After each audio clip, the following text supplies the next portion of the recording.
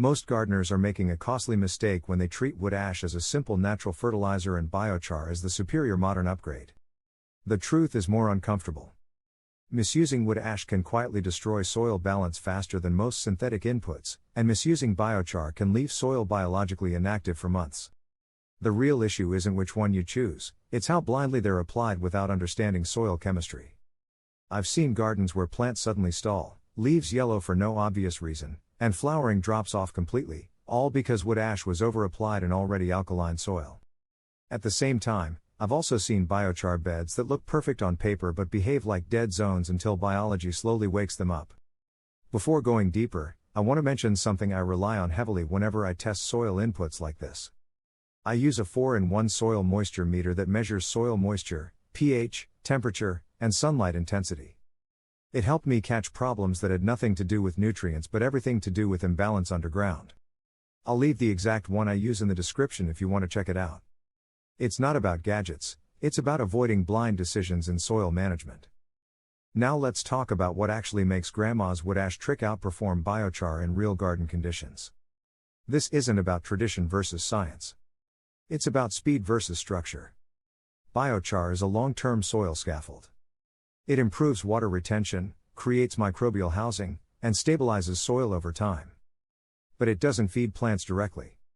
It needs biology, nutrients, and moisture to become useful. Wood ash, on the other hand, is immediate chemistry. It changes soil pH, releases potassium, calcium, magnesium, and trace minerals quickly. That fast reaction is exactly why it can outperform biochar in short-term crop cycles when used correctly.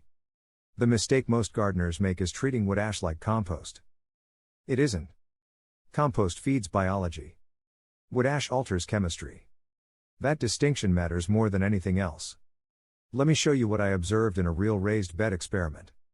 2 identical beds growing tomatoes received different treatments.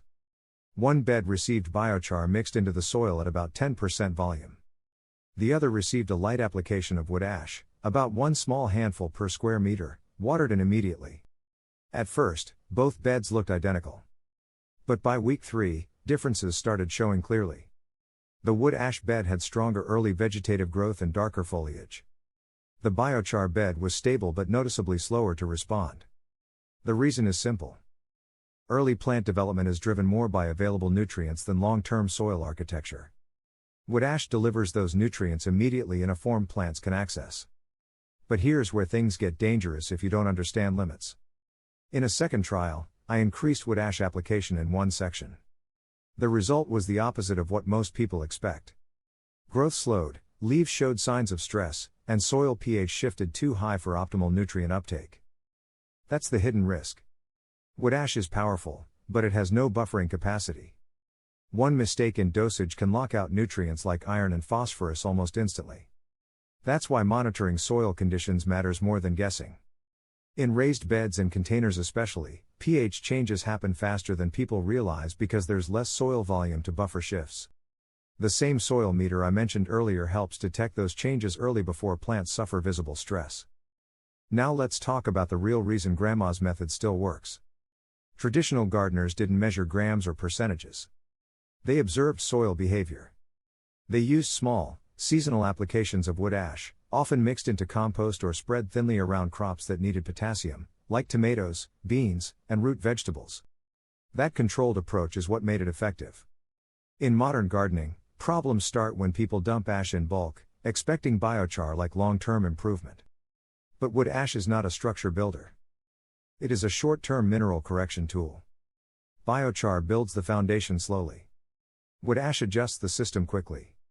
And that difference is why wood ash can outperform biochar in visible crop response within a single season. In container gardens, I rarely use wood ash alone. Instead, I mix a very small amount into compost before applying it, usually at a ratio of 1 part ash to 10 parts compost. This buffers the pH effect while still delivering minerals safely. In open soil systems, I only apply wood ash when I know the soil is trending acidic or when crops clearly demand potassium-heavy support during flowering and fruiting stages. This is where experience matters more than theory. One of the most overlooked benefits of wood ash is its effect on microbial activity in slightly acidic soils. At controlled levels, it can create a more favorable environment for certain nutrient cycles, especially in beds that receive heavy organic matter input. But again, balance is everything. If you treat soil as static, you will always struggle. If you treat it as a living system, every amendment becomes a tool with timing, limits, and purpose. That's where most gardeners go wrong. They focus on what to add instead of when and why to add it. Biochar and wood ash are not competitors in reality. They serve different roles. But if the goal is fast plant response, Grandma's wood ash trick wins every time when applied with restraint and understanding.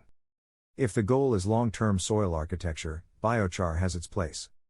But the most productive gardens I've seen don't rely on extremes. They rely on controlled inputs, observation, and adjusting based on real soil behavior rather than assumptions. That's the real lesson behind this comparison. So if you take anything from this video, take this: soil is not improved by inputs alone. It's improved by timing, balance, and understanding how chemistry and biology interact beneath the surface. If you found this useful, subscribe to Farmagic for more real-world soil testing and practical gardening insights. And share this with someone still overusing wood ash or biochar without understanding their soil first. The soil always reacts, you just have to learn how to read it.